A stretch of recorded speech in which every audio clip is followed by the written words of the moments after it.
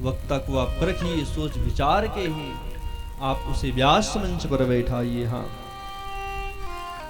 और आजकल तो ऐसी ऐसी स्त्रियां हैं महाराज की रजस्वला अवस्था में भी वो व्यास मंच पर बैठ जाती हैं और भगवान की कथा को कर देती हैं। हाँ,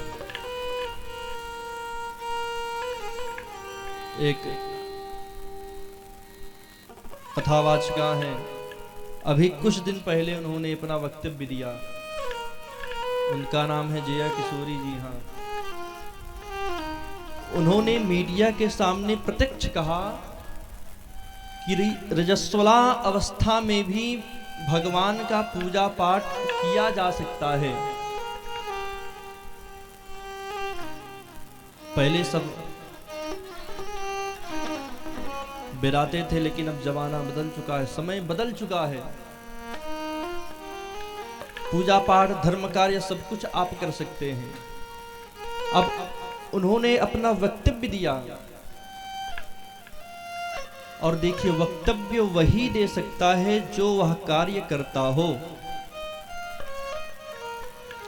एक 2 साल पहले से बुकिंग हो जाता है, माह में कम से कम 3 से 4 कथाएं होती हैं, और रजस्वलावस्था में भी वो कथा कह देती होंगी, क्योंकि व्यास मंच से तो फिर उतरेंगे नहीं, कथा स्थगित तो होगा नहीं।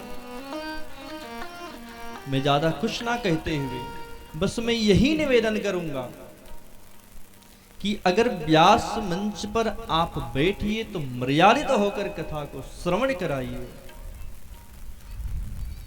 और अगर आप रजस्वलावस्था में हैं तो कभी भी व्यास मंच पर बैठकर अमर्यादित होकर कथा को कदापि श्रवण नहीं कराना चाहिए। हाँ, और वैसे भी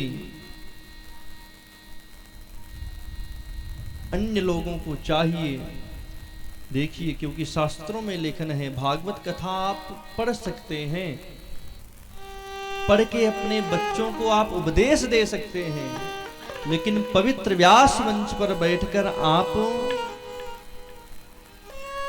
कथा को नहीं श्रवण करा सकते हैं, क्योंकि ये मोक्ष पर्यंत है, मुक्ति के लिए कथा है, पितरों को तारने के लिए कथा होती है। अब 13वीं संस्कार इत्यादि होता है तो हम सभी यज्ञोपवीतधारी ब्राह्मणों को बुलाते हैं कि ब्राह्मण लोग भोजन करेंगे तो हमारे पितरों को वैकुंठ मिलेगा। और जो ये श्रीमद् भागवत महापुराण की कथा है, ये भी पितरों को तारने के लिए ही कथा है। अब जिसका यज्ञोपवीत संस्कार नहीं हुआ, यहाँ पर बैठकर भगवान की कथा को श्रवण कराने लगा, तो आपके पितर कैसे तरेंगे फिर? तो कहने का तात्पर्य है मर्यादित होकर भगवान की कथा को श्रवण करना चाहिए और कराना चाहिए।